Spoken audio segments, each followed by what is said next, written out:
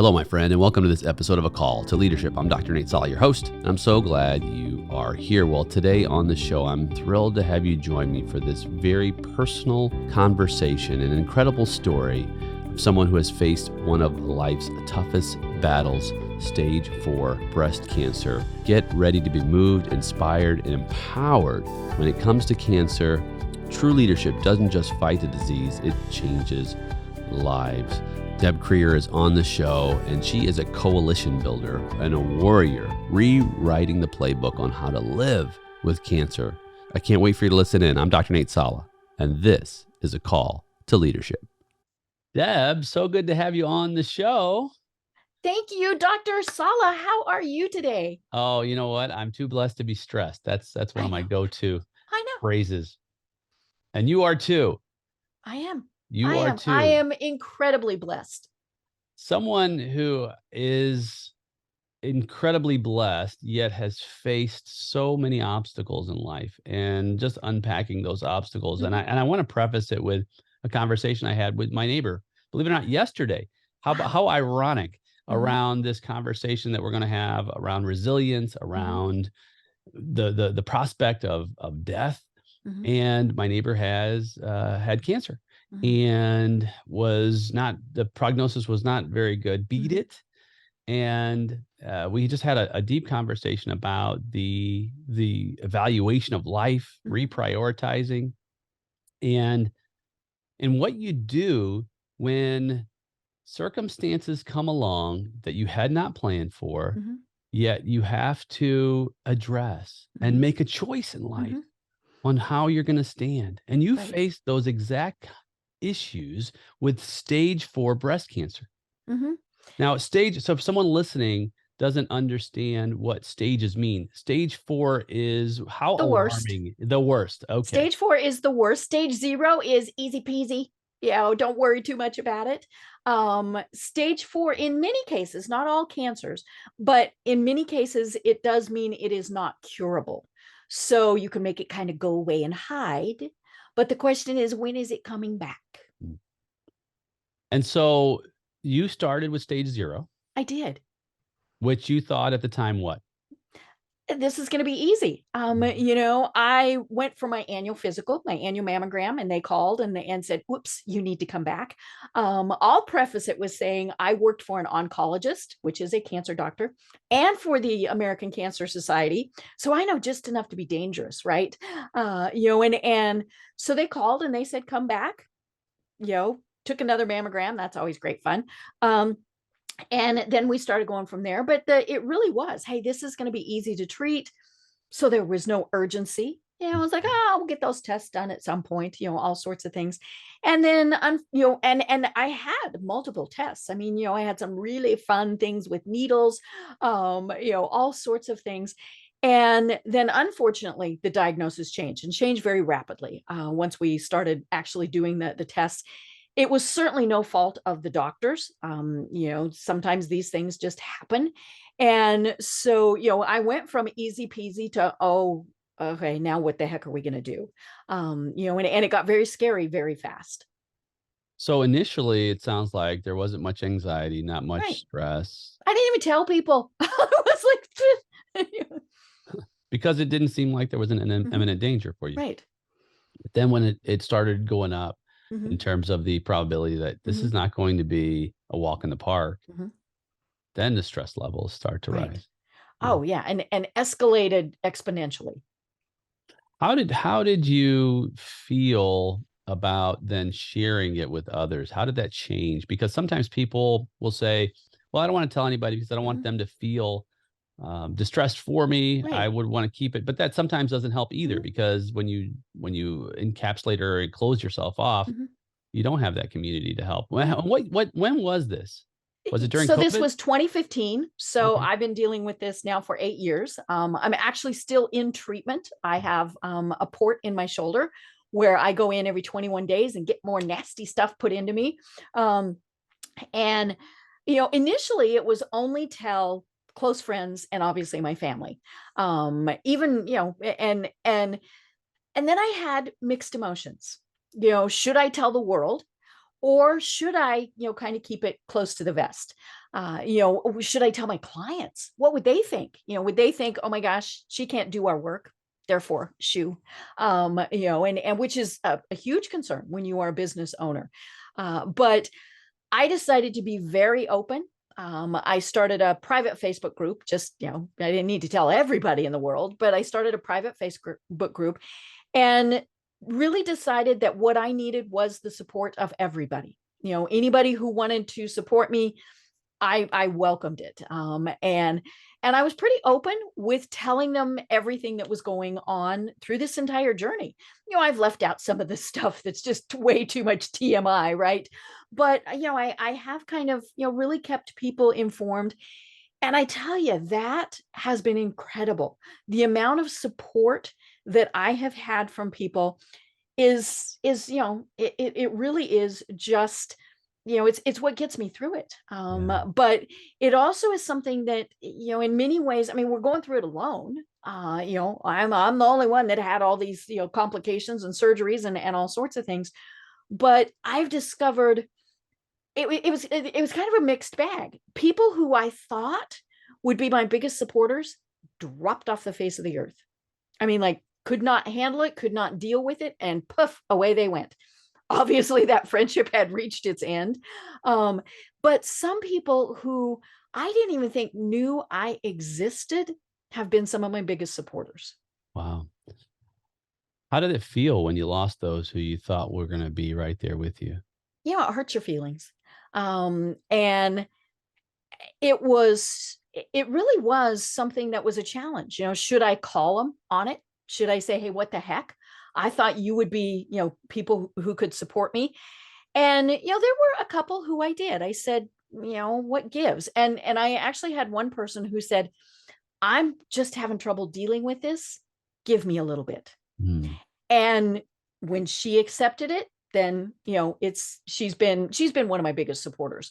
But yeah, with others, and I think that happens with anything. I mean, if someone passes away, we don't know what to do. So the easiest thing is to do nothing.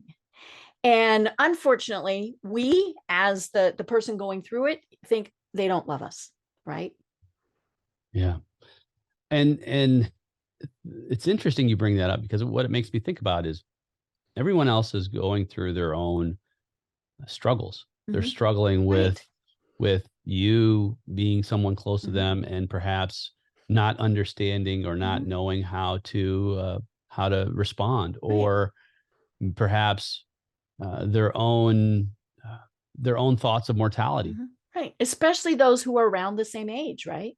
Yeah. And so on the one hand, you think, boy, it sure does hurt that you're not thinking about me, Mhm. you're thinking about you. But at the same time, if you sometimes can elevate yourself in Mhm. some level of emotional maturity, if Mhm. you're going to use that Right. terminology, then you'll say, you know what, I can empathize with you Mhm. and how you feel right now, Mhm. because it's scary.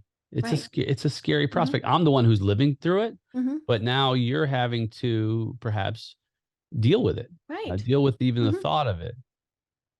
Right. It's not easy, but It's it's not. reality. But yeah, it's like you said, we have to give them that grace. And like I said, maybe it was time for that friendship to be done. Several of the people I have learned that if I just don't talk about the cancer part, we're perfectly fine. Mm. Okay, if that's what they choose, then I'm happy to do that. And you become a person who then has not only a knowledge of this living in it Mhm. and going through the motions of it. Uh, when the doctors tell you, okay, you have stage 4, Mhm. what are some of the things they say? Do they tell you to get your affairs in order? I mean, is it that Sometimes they serious? do, Yeah. and it really has been such an interesting journey because you know I, I fired 3 doctors through this process. There was nothing wrong with them. We just didn't get along. And, and I knew this was going to be a long-term thing. Right. And so I needed to have people who I was comfortable with having on my team. It's some of this is all automatic. Like when you go into the hospital, they ask you, do you have your living will?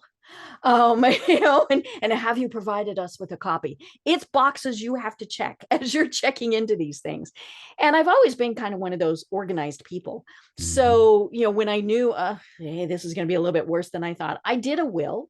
Um, you can do these things pretty easy online anymore, right? Especially because I don't have dependents. It's just my husband and me. So it's pretty easy to, do like a one paragraph will, right? Um, and and then the living will part, came kind of from that. And again, all sorts of online things that people can do, or at least start the process. But yeah, it is interesting from the medical care providers as to what they tell you and what they don't. I mean, they in many ways they're relying on us to ask those questions. What are my chances? What am I going to have to do? And I think part of that is they know we're overwhelmed, and so they don't want to just keep throwing stuff at us and have us really freak out. So they kind of wait for guidance from us to ask those questions. So I tell people, on your first real visit with the people who are going to be talking surgery, treatment, whatever, all that, take somebody with you, because our brains have shorted out. All we know is cancer, and we immediately go to the worst, the darkest place. And so we need somebody there with us to ask those questions, to say, okay, what is this? What's going to happen during the treatment? How long? What are the percentages? What are the percentages 5 years now from 10 years from now? All of those things. And it's so important to have somebody there to advocate for you. Yeah. What a great point. And for you, what were the percentages? Not good. But I've actually passed those. So, and so this is kind of a good thing. Yeah, stage 4, in many times you don't get past year 5 before you have something that has come back. And like I said, I'm on year 8. And so, and 10 years is, they do kind of 5, 10 type of markers. So we'll see on that. The really funny thing is I actually had a brand new cancer this year. I was diagnosed with thyroid cancer, and it is a totally different cancer. Was not related in any way to my first cancer. We found it very, very early, and so they took out my thyroid gland, and that was pretty much it. I have medicine I'll have to take until the day I die, because your thyroid does so many things. But that was pretty bizarre. I was like, really? I said bad words. But yeah, like I said, we caught it very early, and yeah, I mean, I had no treatment. I mean, they said, this was easy peasy. Well, someone listening is thinking, okay, you get the news Mhm. and it's not good, as you said. Right. And life changes. Mhm. Like everything Mhm. changes in life. At the Right. same time, some things have to remain constant and the same, Mhm. right? I mean, Mhm. for example, work. Right. If I'm working and I need to keep working, I need to Mhm. keep working. Right. For you, when you got the news Mhm. and life was about to change, Mhm. how did some of your priorities change in life? I think one of your first instincts is to go to Google, and folks, don't do that. You're going to get overwhelmed immediately, and so pick some certain things. But my priority was obviously the first thing, get through this. Live, I had, don't die, right? don't die, don't die. And that really was a big concern. I had a major complication with my very first round of chemo treatments. Ended up in the hospital with septic shock. Spent 7 weeks there, and it really was, just how in the heck am I going to not die? But once you kind of get past that part, it's okay. Now what? Like you said, am I going to keep working? I let my clients know more because it was, I'm still here, but I might drop off the face of the earth every once in a while. And they were incredibly gracious. I'm still working with them. And so, that was but you also think about, what are your other priorities? We kind of jokingly talk about, say, the bucket list. Mm. Well, when your expiration date might be a little sooner than you were planning, maybe move those things on that bucket list up. I made a very big point of trying as much as possible to get the toxic people out of my life.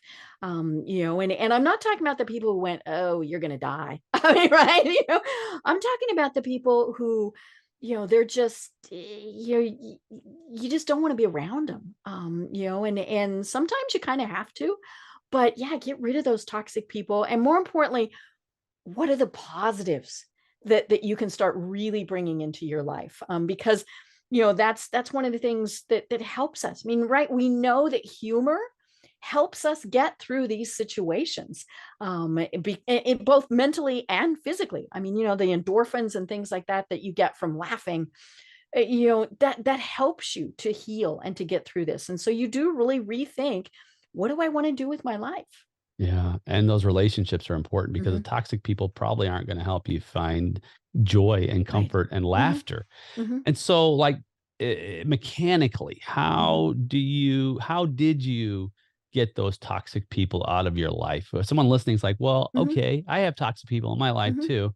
And even if you're not facing Hmm. a death, or even if you don't Hmm. have a cancer, they want toxic people out of Right. their lives. What are some of the things you did? There's definitely degrees. I mean, if there's, say, somebody that you're friends with on Facebook and they're always posting the gloom and doom and the sky is falling, you might not be able to unfriend them, because depending on who they are, that might not work. But you can certainly not read their posts. Yeah. And Yeah, the feed, you can actually select whether or right. not you want that on your Yeah, feed. you can unfollow them, which means you're still connected to them and they see your posts. I love that option, right? But they you don't see their posts. And it's just, maybe when they say, hey, let's get together, or you see them on, your cell phone ID, your caller ID, don't answer. Pretty soon they'll get the hint that you just don't want to be a part of their lives anymore. You might have to be blunt and say, I have to focus on my healing. And right now, that's not being a part of your life. Mm, wow. Yeah, we call those crucial conversations. Hmm. Yeah, yeah. And the toxicity in life, the finding the humor, the comfort. Hmm. I suspect that some things that were possibly important to you before the Hmm. diagnosis perhaps were not as important, and Hmm. vice versa. Right. What are some of those things? Um, it's, you really do look for the things that bring you joy and do them more. Whether it's watching I Love Lucy reruns on TV, or not watching certain things on TV, right? That you're gonna kind of send your brain to a bad place. Um, spending more time with the people who matter to you. One of the things that I really started doing, and it startles people every once in a while, but you tell them you love them, you know and it's one of those things that obviously you do have to feel it. I mean, to just say, hey, Nate, I love you, that's one thing. But to say, I love you, that is very different. Um and and and you need to tell those people that, because you never know. I mean, your expiration date might come today, theirs might come today. So do you want to look back and think, I should have told them? Or if it's not that you love them, tell them you appreciate them. One of the things, the initiative that I started is called Trying Not to Die Live. And that came about, the whole trying not to die part, because of my mother. I was in the hospital, very sick, and someone came in and did something, and left, and I got the mother look, the disapproving mother look, right? And I went, what? And she said, you did not say thank you. And I said, oh, for God's sakes, Mom, I'm trying to not die here. But she had a point. Do we tell people thank you? And I don't care if it's the person at Starbucks, or I was in Walmart yesterday, and a Walmart employee went past me, and I said, hello, good morning. And she went, oh, well, thank you. I mean, it just kind of startled her that we said that. And so how can you do that? Because it's kind of what you said. We don't know what they're going through. And we see this, on Facebook and all these various things. We don't know what they're going through. Tell them thank you. Tell them you appreciate them, and smile at them. You might be the only person who smiles at them all day. I just had this conversation. I love that with someone. We're talking about just gratitude and Hmm. being Right. thankful. And this Hmm. person had mentioned that one of the ushers at church didn't Mhm. open the door, but didn't say anything. The person said thank you, and the usher didn't say you're welcome. Just Mhm. had kind of a look. And my response was, well, maybe the usher just lost his job, or Right. Or maybe didn't hear you. didn't hear you. Anything, right? There's any number of Mhm. reasons that you talked about grace earlier, Mhm. is to extend that. Right. And you just don't know. You don't know Mhm. circumstances. You don't know what's happening in Right. someone's life. Mhm. So extend a little bit of Mhm. grace to say, hey, I don't know what you're going Mhm. through. I'm not going to take such offense Mhm. if I didn't get the response that Right. I expected, Mhm. because life is complicated. Plus, Mhm. as you had mentioned, the priorities change in life when you're Mhm. faced with the imminency of or mortality. Mhm.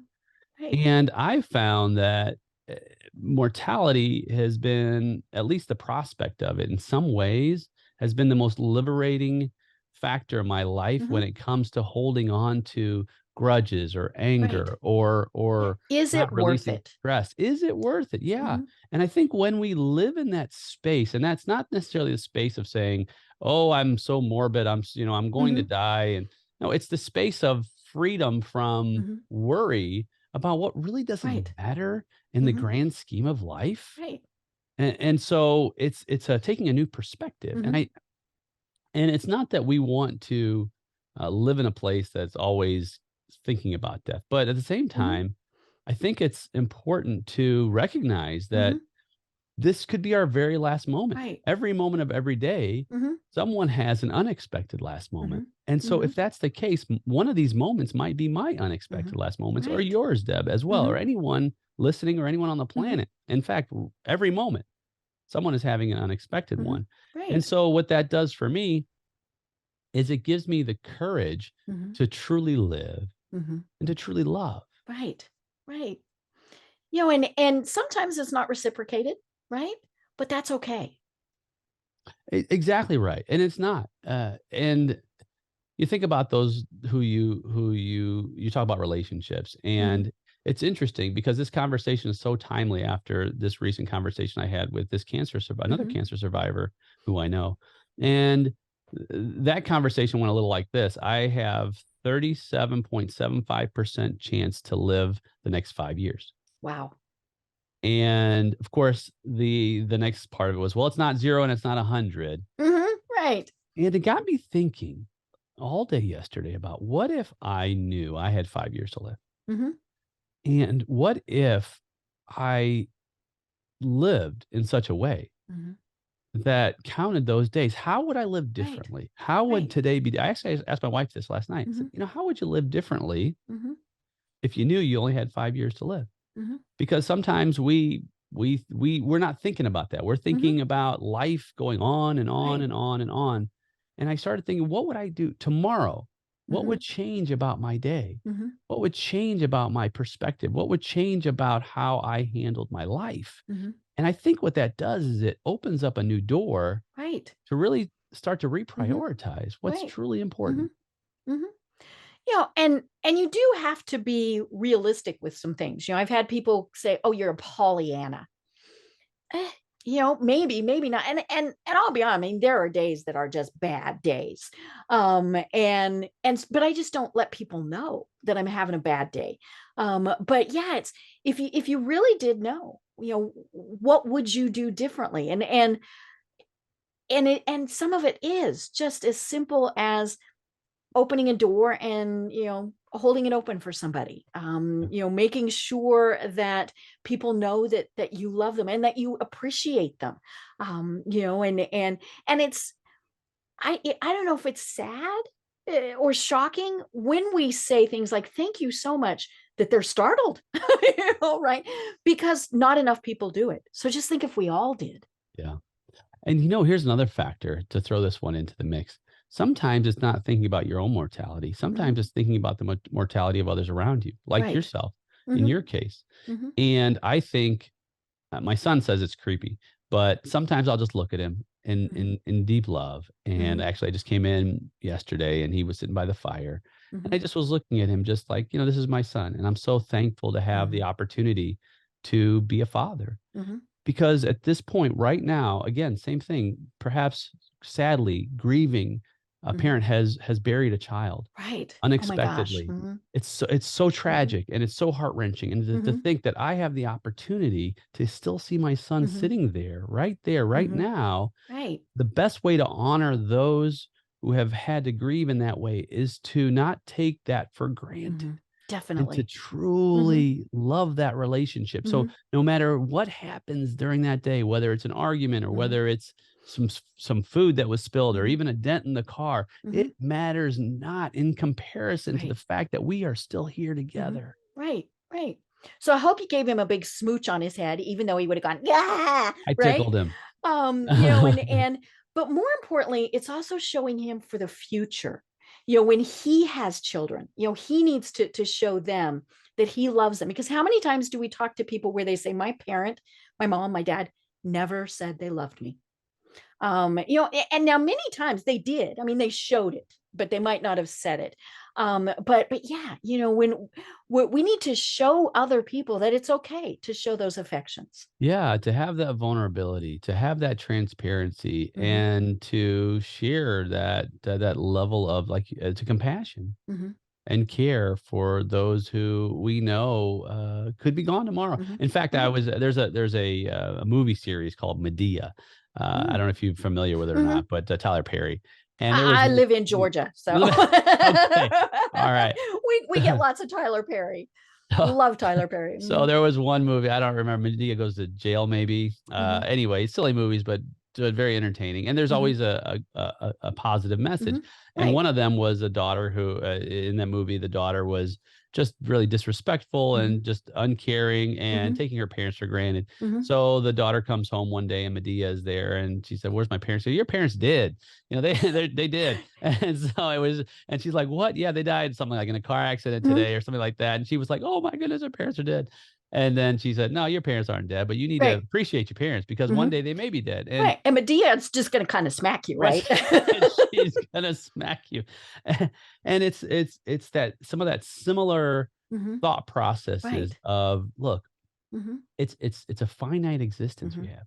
Right. And to truly embrace and Hmm. appreciate those relationships, it can only help. And Hmm. sometimes what that means also, Deb, and I want to hear your opinion on this, Hmm. it means saying no to some things in Right. life Oh that we yeah. used to say yes to, Hmm. Hmm. so that Yeah. when we are on that day, Hmm. that we don't regret not doing Hmm. what we should Right. have done. Right. And I think, saying no and having it be a single one word sentence is even better. We don't have to explain ourselves. We don't have to say no, but, right? Because that's usually what comes, no, but, or we just feel like we can't say no at all. And I think many times we have said yes to things that have taken our time away from where it really needs to be. And that maybe is the priority, is thinking about, okay, I, I can't, because I need to spend time with my son. I need to spend time reading a book. I need to not spend time doing things that I'm not going to fully enjoy. Hmm. When you were faced with that prospect, what were some of the actions you took? Did you just sit down one day and you wrote down all the things that were important and weren't, or was it more organic to where as they came, what Mhm. was happening in your mind in It's terms of those it's more changes? organic. I don't journal. I don't do a gratitude list, anything like that. But it's more kind of look for those opportunities. I received notice today that a friend had passed away from Alzheimer's, Mm. my age, so obviously very early, and and it was my responsibility to tell others. And so it was, again, thinking about, we shouldn't wait until they have passed to tell them. Now, unfortunately, with something like Alzheimer's, we don't always have those opportunities, but sometimes it is still saying to them, we love you, we appreciate you. They might not quite understand it, but they're still going to understand it.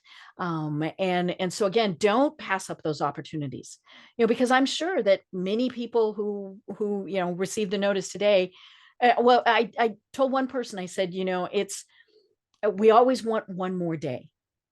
And she said, yeah.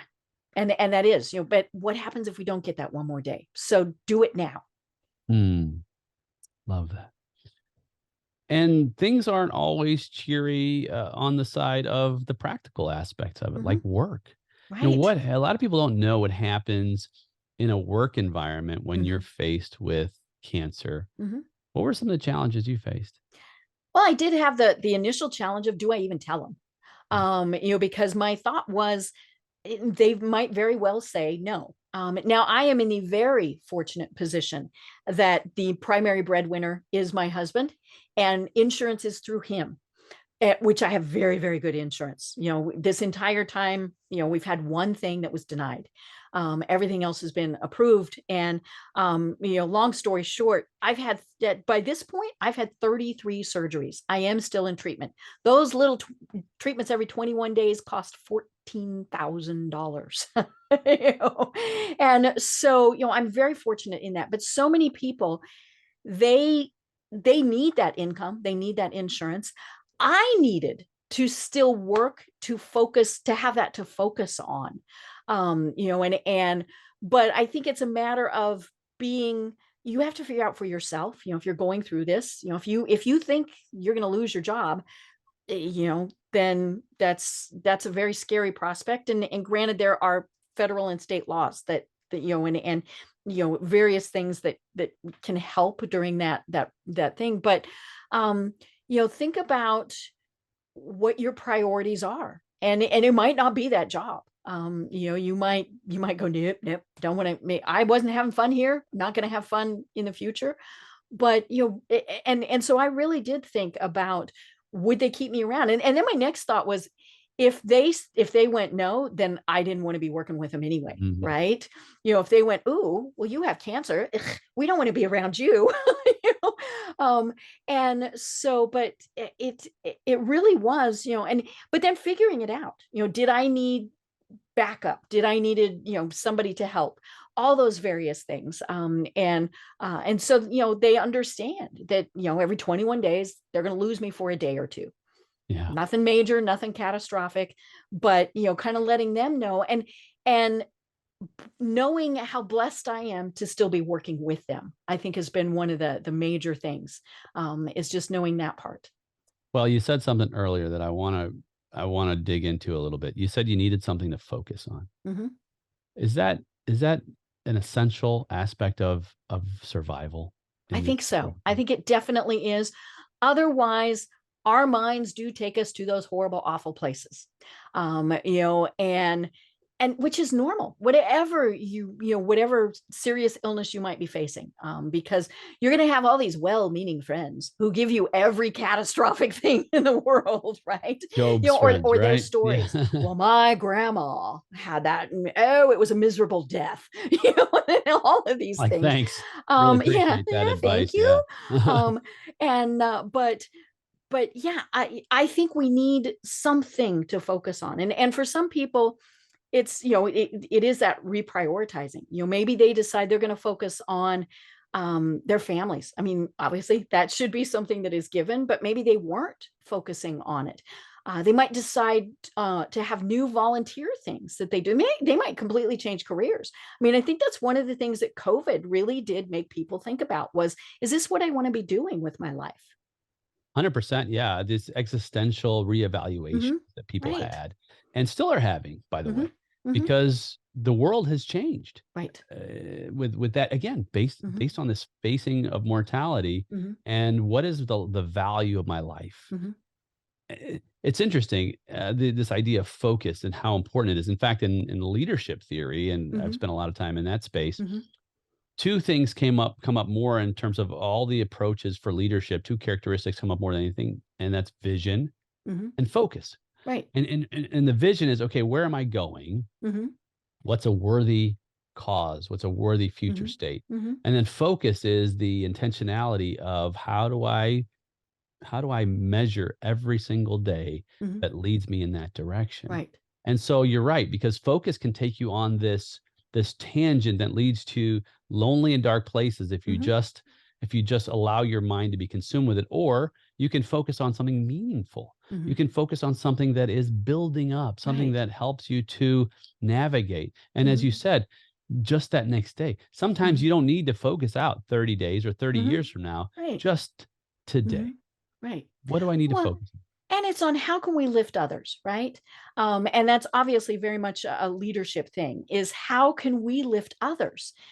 When people want to help us, whether it's through a cancer diagnosis or at an office with a project or whatever, give them the grace and honor them for wanting to do that. I had somebody a couple of weeks ago, as I was kind of whimpering and whining about, oh, I had too much on my plate. Blah, blah, blah, blah, they reminded me, there is that word called delegate. All right. And when I thought about it, I realized I had so many people who had said, "What can we do?" That it was I and to do that, and that's also one of the challenges, that people, when they're the friends, the business associates, whoever they are, with someone who has cancer, they want to help, and so they'll say, just let me know if there's something I can do. Well, I tell you what, you're almost never going to get a response from that, because I can't wrap my head around that. I don't know. I had people who said, don't your dogs need to go to the vet? I'll take your dog to the vet. Okay. Can we bring you a meal on Thursday? I want to bring you pasta. Now I might respond and say, Thursday's not good, but Friday would work. All right. So the more specific you can be, and in a workplace, can I take that project? Can I help you with that project? But yeah, don't just say, hey, let me know what I can do, because you're never going to get a response. And then what do? You don't ask again, right? Because I offered and they didn't respond. Be specific, folks. Well, I like that. And so this leads into my next question of you tell someone that you have cancer. Mhm. What are some of the things that you would recommend that people shouldn't say? Don't tell the horror stories, right? Don't say, well, grandma had it, or and so I try to, if somebody tells me, I don't jump in with, well, that's the type of cancer I had and here's what I had, yada yada yada yada. um you know eh, it really is, when people said, what can I do to help, first, have empathy for them. Mm. I'm really sorry that's happening to you. And I think that's one of the biggest things. People who told me we didn't know what to say, I told them, I said, Hallmark has cards. And the funny thing, I actually still have every single card that people sent to me. Yeah. I don't know. At some point I'll probably throw them away, whatever. But yeah, I've had them for 8 years. Now I don't go back and look at them. That's, I don't do that. But it's, it, people want to know that you're there. And so it is, I'm really sorry. What can I do to help? And then kind of let them be, because sometimes they don't want to talk about it, or sometimes they really, really need to talk about it. So what is it that they're needing? Kind of follow their lead. Love it. Someone listening right now has just gotten the news Mhm. that they have cancer, or they're in a stage where they're uh, struggling. Mhm. What is your message to that person? It's okay to feel the feelings you're feeling. I think that's one of the biggest things, is we all think, oh no, we have to be brave. We have to be tough. We can't show any weakness. It's okay. It's okay to really feel bad. I mean, like I said, when my doctors said, hey, you've got a new cancer, I said words that we can't repeat on the air. And my doctors laughed, but the really funny thing is they said, we know that's how you're going to get through this. But yeah, it's okay to have whatever feelings you have. Don't feel like you can't have those feelings, because they're your feelings. I can't tell you what you can and cannot feel. But then you'll figure out how you're going to get through it, and then figure out what you need to help you get through that. Mm. Wise words. Wise words from someone who's been in the trenches. It's Yeah. scary. The trench ran over me several times and I still dug myself right back out, right? You've got an incredibly resilient perspective. You've got an incredibly resilient life. You're full of life. And I don't think that your time is finished here yet. I think you've got work to do, Deb. And I'm happy to have you on the program. One other question as we close our time together. I asked some guests, and this is appropriate for you. I'm sure you've already thought about this. One day, whether it's a year or 30 or even 40 years from now, You'll be at that great summit. You'll be at the end of the journey Mhm. called life. If you look back at all the things you've done and all the people who you've had the blessing and opportunity to impact, what is one thing that you would have liked others to have said about you? Well, first, thank you so much for giving me the honor of being on your program. This has been a wonderful discussion. I would hope that people would say, we're really glad we knew her. She brought joy into our lives and she lived every day like it really was her last day. Live till you die. Mhm. Well, Deb, you are well on your way to honoring all those people. You've honored me and our listener today. So thankful for you sharing boldly your journey and the hope that people have in fighting on and pressing on. Thanks for being here. Thank you. It has been an honor.